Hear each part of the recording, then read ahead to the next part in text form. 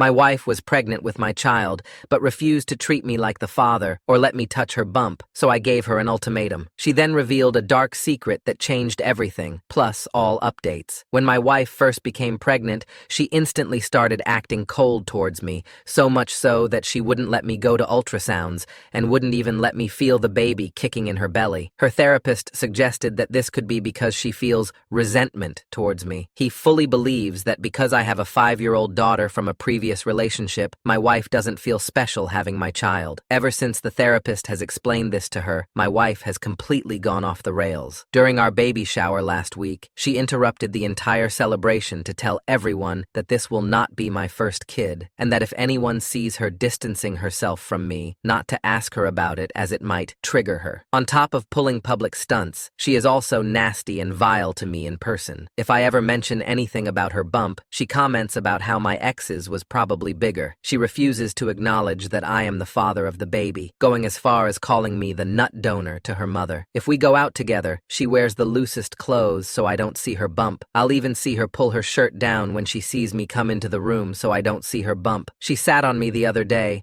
and her bump was right in my face, and I ran my hands over it, telling her, "You are the most beautiful woman I've ever seen. You already are a great mom to Leah, my 5-year-old daughter from the previous relationship, and I can't wait to see you as our family grows." This the first times I was really able to feel her bump, so I rested my hand there and said, "I love you so much already. I'm so excited to meet you. I hope you have your mom's eyes." She moved off of me and said, "I know your ex had a bigger bump than me. I bet it was fun seeing Leah move all the time. You don't have to act like you care. I know you've done this before." I said, "I don't think about it that way. Leah is special, but this is a completely new and different special because it's with you, and our baby is someone completely new and special." She began to leave the room, and I could see her shoulders shaking from crying. I am 100% positive she is not cheating, nor has she ever. I just cannot wrap my head around why she doesn't want me to be happy about this. Thing is, the rest of the time is completely normal as long as I don't mention the baby. She is affectionate, initiates intimacy, and brags about what a good husband I am and how great I've made this pregnancy. We plan for our future, have date nights, and do everything else. Unfortunately, we had a fight where I snapped. I had a break between clients at work, so I went to a local baby store and got a lot of things she had planned for the baby and nursery from her Pinterest board. I came home and surprised her with flowers, a prenatal massage certificate, her favorite food, and the baby items. She seemed very grateful, but when I came home after going back to work, the items were no longer there. She said she returned them to buy Leah stuff, as Leah was going to feel left out. I lost it. I cried for the first time in our marriage and yelled that having a child with her was the worst mistake I've ever made, that at least my unfaithful ex gave me the chance to know my unborn child. I said that I didn't care about the baby because she wouldn't even let me bond with it. Note, I do care and have since she told me, but I was trying to hurt her like she hurt me. I told her that I hope she was as miserable as she made me and that she better be prepared for a custody dispute. She simply said, "I know you don't care about the baby, but I'll die before you take my baby from me." What? I have begged her to let me interact with her and our baby. I told her what I said above, and she responded that I had those experiences already, so it shouldn't matter. I asked her if the baby was mine. "I know it is, but I was just being mean." She threw her phone at me and said, "Yes, go through it. I'll do a paternity test, whatever you need." I called her parents and asked them to go to our house as we were having a disagreement, and I went to a hotel. I do not want to stress her or our unborn child, and I really want to repair this, but I truly don't know how. I'm staying at an Airbnb for now until we can figure this out, but I truly don't know what to do. I miss her like crazy, and I can't even begin to understand why she wants to behave this way. I have apologized for what I said, but I can't take back my words, and I worry about when our baby is born, if she will even want to be a family with me, or let me have anything to do with our baby. What should I do? Update 1. After I posted and stewed for a little while and had a couple of drinks, I called my father-in-law. He and my wife are very close, and I respect his opinion. He has been married for a long time, seems to have a happy marriage, and has good relationships all around with his family. I didn't specify what issues we were having, but since he was over at my house while I was staying in an Airbnb, it was no secret we were having problems. He has more of a traditional marriage, and at some point, he asked what I had to lose by putting pressure on her to talk. I said I feared I would push her away more, and he pretty much told me that I was already living in a separate house from my pregnant wife, freaking out about a potential divorce. What did I have to lose? He advised me to be a man and come back to my house and lay it on the line. I told him I'd be coming over the next day. They asked if they could take Leah to buy buy some sparklers for the upcoming holiday and spend the night at their house. I agreed. And when I went to my house the next day, I came in with flowers and stuff to make dinner. My wife asked what I was doing there, to which I replied that I live there and would like to sit down and talk. I gave a long apology for my actions and words. When I finished, I said it was her turn to tell me what was going on. She tried to claim nothing was wrong, that everything was okay. After a while, I said my heart was broken, that we have been through some tough things together, fought for each other, and now she was sitting there lying to my face. We both sat there, and she cried for about 30 minutes until eventually she said she felt like our relationship would end if she was honest. I said I would hear her out, no matter what. She admitted that it was hard for her because this would be her first child, and not mine. She didn't think it would bother her, but it did once she became pregnant. She confessed that she laid in bed at night thinking that if my ex had wanted to raise Leah, we would still be a family together, and she wouldn't matter. She expressed that seeing me emotional about our baby, wanting to touch her bump, or treating her well, made her think of me and my ex, and how I had already done all of the things she was excited to do with me. Near the beginning of her pregnancy, she had told a close friend that she couldn't wait to have a baby with her soulmate. Her friend replied that she didn't think soulmates had other children or baby mamas, saying that soulmates were two people meant only for each other. This upset her deeply, and she asked if I thought we were soulmates as she did. She described herself and our unborn child as my sloppy seconds family, saying that no one grew up dreaming of having kids with multiple different people, and that she was just the substitute when the family I wanted didn't work out. She also shared that she had found some old images of my ex on social media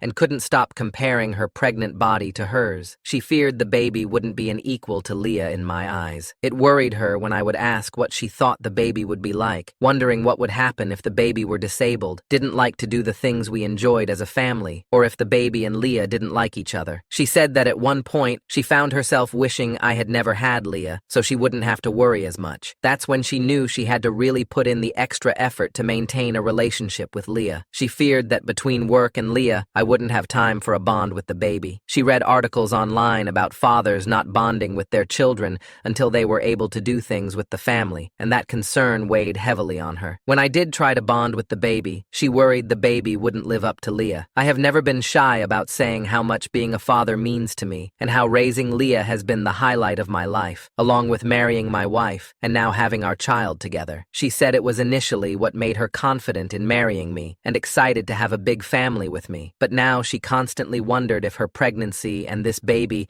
would be a highlight or a burden for me, because the stress is the same, but the newness wasn't. She worried that a newborn and then a toddler wouldn't be as interesting to me as Leah, who is capable of doing activities. She showed me a million articles of different men explaining they didn't bond with their children until they were 4+ years old. She also showed me videos where people say things they did with their first kid and then get more relaxed as they have more children. She said it freaked her out because it was clear people stopped caring the more children they had. She said there were times she felt she was ruining our family and coming between me and Leah. For example, at the zoo, she cried on the way to the hospital because she was afraid Leah would hate her and resent the baby for cutting our zoo time short, and that I would be upset about spending my time off work at the hospital instead of doing the activities we had planned with Leah. While I work, Leah and my wife spend a lot of time out of the house, going to the library, local parks, etc. One of their favorite activities is biking together, and we bike together on weekends as well. We have lots of local trails, but due to her pregnancy, she has not been able to bike. As a result, we've been doing more indoor activities. My wife said that when I'm at work, Leah kept saying she hated her because she didn't get to go on her new bike as often anymore. I said I would discuss it with Leah because that is unacceptable. My wife asked me not to, since there would be so many changes soon for Leah, and it hurt her because she missed biking together as well. A couple of months ago, my wife asked me and Leah if we wanted to read stories together. Leah chose the first story I read, and my wife chose the second, her favorite childhood story, for me to read to the baby, and Leah, since it helps promote brain activity and bonding. After that, I read another book of Leah's choosing. While I was at work the next day, Leah ripped the pages out of the book my wife chose. My wife said she was going to tell me, but her friend, the same one who says we aren't soulmates, said I would think she was making it up and that it seemed like she was trying to come between me and Leah. I asked her why she didn't tell me any of this, and she explained that she didn't feel comfortable because her thoughts didn't even make sense to her. She wanted me to spend time with Leah so she didn't feel left out or jealous, but when I did, she felt upset that I wasn't spending more time with her. She loves Leah, but wishes we had our first kid together. She wants me around, but also feels upset and guilty when I give her and our unborn baby attention. She said she feared that I would think she was trying to come between me and Leah, even though she wasn't. By the time I realized something was truly wrong and started to ask what was wrong, if she needed therapy, etc., she said she realized she was acting poorly, but didn't want to admit to herself that she missed out on a lot with me. She doubled down as it was hard to face that she made her fears a reality by pushing me away and not letting me care. She said she felt she couldn't start over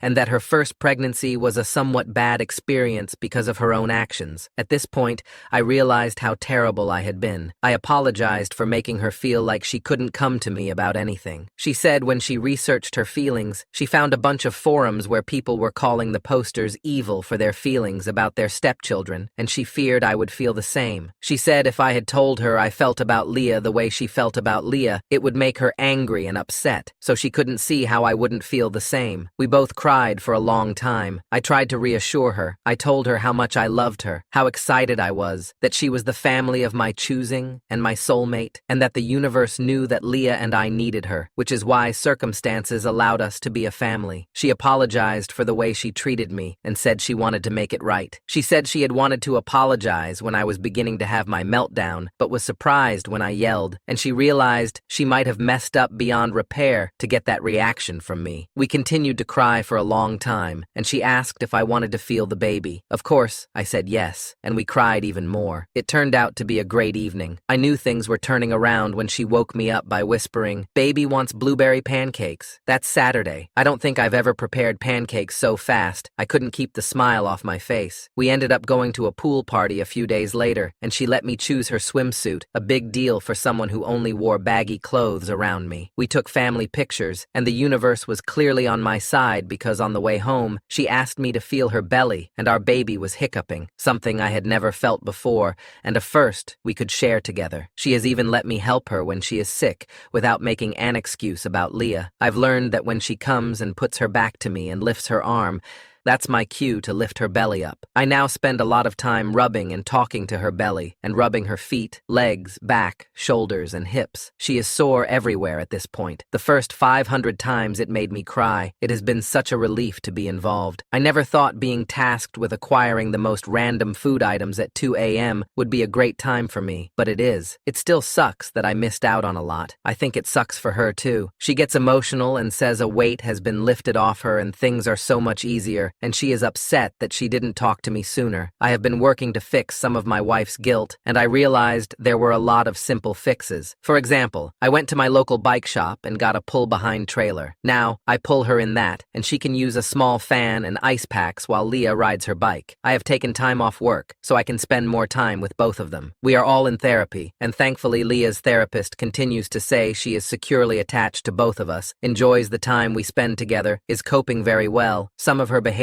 was due to another situation, which we have resolved, and she is excited to be a big sister. My wife was terrified that maybe Leah could sense her attitude shift, but her therapist says that Leah only has one complaint about my wife, that she forgot her candy one time, and then it took 32 whole minutes for the store to deliver it. My wife is in therapy, working to overcome the negative feelings she has. That is pretty much where we are now. We are getting very close to baby time, and working hard to finish preparing. My wife still needs reassurance, and there are a lot of times she brings up my ex. I've found that bringing up our first helps. For example, when she asks about certain things and how they were for me, I'll say, "I don't want to talk about that," and steer the conversation to us. I remind her of our first house, our first vacation, our first kiss, and our first date. I tell her about moments that made me fall more in love with her. I also bring up special memories involving her and Leah, like, "Do you remember when you and Leah made me so-and-so?" That is still one of my prized possessions. It upsets me that my wife suffered for so long. I believe that saying it out loud took a lot of power away from her feelings. I think most people know how badly it feels when you have thoughts that don't feel like your own during a mentally taxing time. I really should have stood up for our relationship and her mental health way sooner. I accepted her brushing me off for far too long when I should have realized she needed help.